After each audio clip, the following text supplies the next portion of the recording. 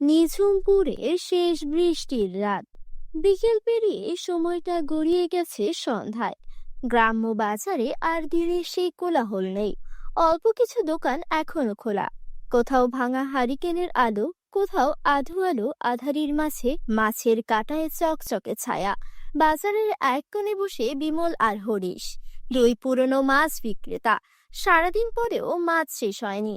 ক্লান্ত চোখে তারা তাকিয়ে আছে চারপাশে, যেন রাতের বাতাসে লুকিয়ে আছে কিছু অজানা শঙ্কা। বাজার ছাড়িয়ে গ্রামের দিকে যে পথটা যায়, সে রাস্তা অতি সুন্দর। দুধারে গাছ, পুকুর, বাতাসে এক অদ্ভুত ঠান্ডা ভাব।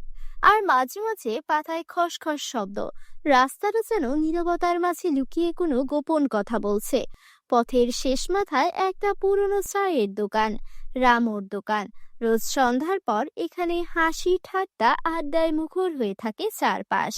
তেমনি আজ রঘু, জয় আর বিভাস তিনজনেই বসে আছে, কাপে কাপে চুমুক আর আড্ডায় জমে খেয়ে। রামু চাওয়ালা দোকানে দাঁড়িয়ে তাদের সাথে আড্ডায় তাল মিলাচ্ছে। কাকা, তুমি যা চা বানাও না, একদম মন জুড়িয়ে খাওয়া যায়। কি যে বলিস রঘু, আমি তো শুধু চাই বানাই, এমন কিছু স্পেশাল মিশাই না। কাকা, তোমার হাতে জাদু আছে, তাই অন্যদের থেকে আলাদা মনে হয় তোমার চা। এই যে কাকা, তোমার হাতে চা আর এই সন্ধ্যায় সবাই একসাথে বসে আড্ডা, এটা না হলে যেন ঘুমই হয় না। আজ আড্ডা দিতে সঞ্জয় এলো না। গ্রামের নিস্তব্ধতা। রাস্তা ধরে ধীরে ধীরে হেঁটে আসে সঞ্জয়, আর থেমে দাঁড়ায় রামু কাকার চায়ের দোকানের সামনে, যেখানে আগে থেকেই বেঞ্চে বসে আছে রঘু, বিভাস আর জয়। তিনজনকেই চুপচাপ দেখে কৌতূহল। আরে বিভাস, এই দেখ সঞ্জয় চলে এসেছে। তুই এখন আসলি? আড্ডা সেই কখন থেকে শুরু হয়ে গেছে। আর বলিস না রে, বাবার শরীর খুব একটা ভালো নয়। বাসায় বাজার নেই, আমাকে বাজারে যেতে হবে রে। তোরা কেউ যাবি? আচ্ছা চল, আমারও বাজারে যাওয়া লাগতো। একটা বড় দেখে মাছ কিনে নেব। চল তবে, তোরা আড্ডা দে, আমরা আসছি। রঘু আর সঞ্জয় গ্রামের ফাঁকা পথ ধরে হাঁটতে হাঁটতে বাজারে পৌঁছে যায়। সেখানে পাশাপাশি বসে আছে মাছ বিক্রেতা বিমল আর হরিশ। তাদের সামনে সাজানো নানা রকম টাটকা মাছ। কি রে বাবু, আজকে টাটকা মাছ শুধু আমার কাছেই আছে। বিমল মাছওয়ালা রঘুকে ডাকে, কিন্তু রঘু কোনো উত্তর না দিয়ে নিশ্চুপভাবে পাশের হরিশ কাকার মাছের দোকানে এগিয়ে চলে, যেন কিছু একটা তার মধ্যে গোপনে ঘুরছে।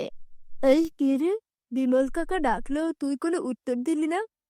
আরে ওই বেটা বলে টাটকা মাছ, কিন্তু একদম নয়, যত সব পচা মাছ বিক্রি করে। কি ব্যাপার, তোরা আজ এই সময় মাছ নিবি? হ্যাঁ গো কাকা, দাও দেখি একটা মাছ। হরিশের কাছ থেকে রঘু চুপচাপ মাছ নেয়, আর পাশের দোকানে থাকা বিমল তাকিয়ে দেখে, চোখে হিংসায় জ্বলন্ত আলো। মনে মনে ভাবতে লাগে, শালার কি কপাল, আজও হরিশের সব মাছ বিক্রি হয়ে গেল, আর আবার মাছ কেউ নিতেই চায় না। রঘু আর সঞ্জয় মাছ কিনে চুপচাপ বাজার ছড়িয়ে হাঁটতে থাকে, যেন হরিশের দোকান থেকেই তারা পেয়েছে যা খুঁজছিল, আর বিমলের দিকে একবারও ফিরে তাকায় না। কি গো হরিশ দা, এই যে বৃষ্টি শুরু হয়ে গেল, রাত ভালো এসেছে, তোমার প্রায় সব মাছ শেষ, তা বাড়ি যাবে না? হ্যাঁ গো দাদা, এই তো বৃষ্টিতে আর তো থাকা যাবে না। তা তুমি যাবে আমার সাথে? হ্যাঁ, তুমি তো ওই মুদি দোকানের রমেশের সাথেই যাও। আজ বৃষ্টি নামছে, একসাথেই যাই। চলো, অত প্রশ্ন করো না তো, চলো তাড়াতাড়ি চলো। বিমল দাদা, পুরোই তো ভিজে গেলাম, চলো তাড়াতাড়ি চলো, রাত হয়েছে। রাতে জঙ্গলের রাস্তা খুব একটা ভালো নয়। আরে কিসের ভয়, কিচ্ছু হবে না। জঙ্গলের শেষে রয়েছে একটা পুরনো বাড়ি। ইটের দেওয়া জুড়ে শ্যাওলা আর দোতলার বারান্দা থেকে ঝুলতে থাকা শুকনো গাছের ডাল, যেন কারো হাত বাড়িয়ে আছে কারো দিকে। বাড়ির ভেতরের মেঝেতে মোমবাতির আলোয় বসে আছে নকুল ও বাঁধন। চারপাশে নিস্তব্ধতা, শুধু মোমের শিখা তুলছে, আর দেওয়ালে পড়া ছায়াগুলো কেমন যেন নড়াচড়া করছে। হঠাৎই নিঃশব্দ ঘরে কাঁপন ধরিয়ে দরজায় ভেসে আসে ঠক ঠক করে দুটো ভারী আওয়াজ। মোমবাতির আলো যেন কেঁপে ওঠে। তাদের মাঝে গদাধর বলে ওঠে, এই নকুল, কে এই সময় এলো রে, দেখতে গিয়ে। চলো বাঁধন, আমরা একসাথেই যাই। নকুল আর বাঁধন ধীরে ধীরে দরজার কাছে এগিয়ে যায়। ভিজা গায়ে একটা লোককে দাঁড়িয়ে থাকতে দেখে, চোখে মুখে আতঙ্ক, জামা ভেজা, জল টুপ টুপ করে পড়ছে। তারা কিছুক্ষণ তাকিয়ে থাকে লোকটির দিকে, তারপর বলে ওঠে, কে তুমি? তোমাকে তো চিনতে পারলাম না। আমি একটা বড় বিপদে পড়েছি। আমি আর আমার বন্ধু পাশের জঙ্গল দিয়ে যাচ্ছিলাম। আমার বন্ধুকে একটি সাপ কামড়ে দেয় আর ওইখানেই শেষ নিঃশ্বাস ত্যাগ করে। আমি সাহায্য খুঁজতে খুঁজতে এখানে আসি। দয়া করে আমাকে সাহায্য করো। কি বলছো? তোমার বন্ধু এভাবে মারা গেল শুনে খুব কষ্ট লাগছে। আচ্ছা, আমরা তোমাকে সাহায্য করব। আরে নকুল, কি বলছো? অচেনা একটা লোক এখানে এসে কি বলছে না বলছে, তুমি ওকে সাহায্য করতে চাইছো? আরে দেখছিস না লোকটা কিভাবে ঘাবড়াচ্ছে, মনে হয় সত্যি বলছে। চল সাহায্য করি। অনেক ধন্যবাদ আমার কথা বিশ্বাস করার জন্য। আচ্ছা, চলো। কোথায় তোমার বন্ধুর লাশ পড়ে আছে দেখি? লোকটির কথায় বিশ্বাস করে বাঁধন আর নকুল গ্রামের রাস্তা দিয়ে হাঁটতে লাগলো। তারা সবকিছু পাড়িয়ে দিয়ে এগিয়ে গেল জঙ্গলের দিকে। নির্জন জঙ্গলের মুখে এসে দাঁড়ায় বাঁধন, নকুল আর অচেনা লোকটাও। চারদিকে ঘন অন্ধকার, মাঝে মাঝে ঝিঝি পোকার ডাক। হঠাৎ তাদের চোখে পড়ে জঙ্গলের ভেতর থেকে ভেজা মাটিতে দাঁড়িয়ে আছে এক মাছওয়ালা। বিমলের হাতে কোদাল। সে ধীরে ধীরে মাটি ঘুরছে, আর তার পাশে পড়ে আছে হরিশ মাছওয়ালার দেহ। গায়ের কাপড়ে কাদা রক্তমাখা এই দৃশ্য দেখে সকলেই চমকে ওঠে। এই, তুমি কি করছো? এ তো আমাদের গ্রামের হরিশ মাছওয়ালার লাশ। এ কি হচ্ছে এখানে? আপনারা আগে বিমলের কাছে চলুন, ওখানে গিয়ে সব পরিষ্কার বুঝতে পারবেন। হঠাৎই সেই অচেনা লোক তাদেরকে থামতে বলে। তার ঠান্ডা গলা কিন্তু তাতে একরকম চাপা ভয় লুকানো। বাকিরা একে অপরের মুখের দিকে তাকায়, কেউ কিছু না বলে ধীরে ধীরেই তাকে অনুসরণ করে। বৃষ্টিতে ভিজে গাছের ছায়া ভেদ করে তারা সামনের দিকে এগিয়ে যায়, যেখানে দাঁড়িয়ে আছে বিমল মাছওয়ালা। এই কি বিমল, তুই এখানে কি করছিস? আর হরিশের লাশ এখানে?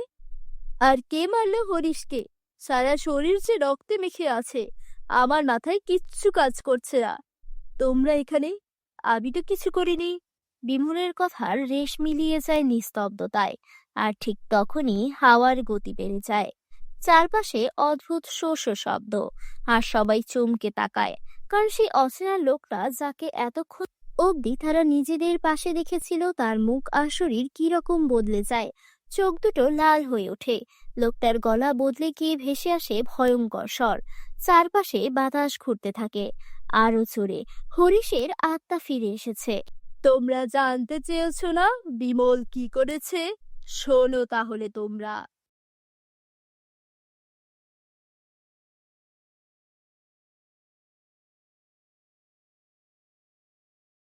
জঙ্গলের রাস্তা, অন্ধকার রাত, আর সারা রাস্তা জুড়ে এক ভয়ঙ্কর নিস্তব্ধতা। বাতাস আর গাছের পাতা দিয়ে বয়ে পড়ছে ফোঁটা ফোঁটা বৃষ্টির জল। দুজনেই হাঁটছে, কিন্তু বিমলের চোখে কোনো এক অদ্ভুত দৃষ্টির ছাপ। চলতে চলতে এসে হঠাৎ থেমে যায়। কি বিমলদা, হঠাৎ থেমে গেলে কেন? থেমে গেলাম কেন? তোকে চিরকালের জন্য থামিয়ে দেব বলে। এ কি বলছো তুমি? তোর জন্য বাজারে কেউ মাছ বিক্রি করতে পারে না, আর দিন শেষে আমাদের হতাশ হয়ে বাড়ি ফিরতে হয়। তুমি এমন করতে পারো না, তোমার মাথা ঠিক নেই। শান্ত হও বিমলদা। বিমলদা, আমাকে বেরো না। আমি কখনো চাইনি তোমার মাছ বিক্রি না হোক। আমি তো কিছুই করিনি। বিমল তখন তার দিকে ঝাঁপিয়ে পড়ে। মুখের অভিব্যক্তি যেন পাথরের মতো কঠিন। হরিশ তাকে থামানোর জন্য আবারও পাঁজরে হাত দিয়ে কাপা কাপা গলায় বলে, তুমি আমাকে মেরো না। আমি তো তোমায় কোনো দিন কোনো ক্ষতি করিনি। বিমল এক পলক চোখ তুলে আর তার দিকে তাকায়। চোখে এক অদ্ভুত শূন্যতা, যেন সে আর কিছুই অনুভব করছে না। সে হরিশকে তার রাস্তা থেকে সরাবে। মুহূর্তেই হরিশের পেটে সে ছুরি মারে। তাকে মেরে ফেলে আর মাটিতে পড়ে যায় হরিশ। আর এইভাবে সে আমাকে ছুরি দিয়ে মেরে ফেলে, শুধুমাত্র বাজারে আমার মাছই বিক্রি হয়। সেই জন্য এই আক্রোশে বিমল আমাকে মেরে ফেলে। আমি কিভাবে মরে গেছি সেটা কেউ জানতো না, আর আমার লাশ জঙ্গলে এইভাবেই পড়ে থাকতো। তা আমি চাই তোমরা গ্রামের সবাইকে সত্যিটা জানাও আর আবার শেষ সংস্কার করো। সবাই হতভম্ব হয়ে দাঁড়িয়ে আছে। এ যেন এক ভয়ানক দুঃস্বপ্ন। তারা ঘাবড়ে গিয়ে মাটির দিকে তাকিয়ে থাকে, চোখে আতঙ্ক আর ধ্বংসের ছায়া। এমন এক অবস্থায় কেউ কিচ্ছু বলতে পারে না, শুধু নিস্তব্ধতায় আওয়াজ শুনতে পাওয়া যায় চারপাশে। আমাকে মাফ করে দাও, আমি আক্রোশে এসব করেছি, আবার ভুল হয়ে গেছে, মাফ করে দাও। তোকে মেরে তারপর আমি শান্ত হব। তুমি তোমার কর্মের ফল পাবে, আর তোমার কর্মের ফল আল্লাহ হরিশের হাতেই লিখে রেখেছে। চারপাশে হঠাৎ নিস্তব্ধতা নেমে আসে। বাতাস থেমে যায়, যেন প্রকৃতিও থমকে গেছে আসন্ন কোনো বিভীষিকার সামনে।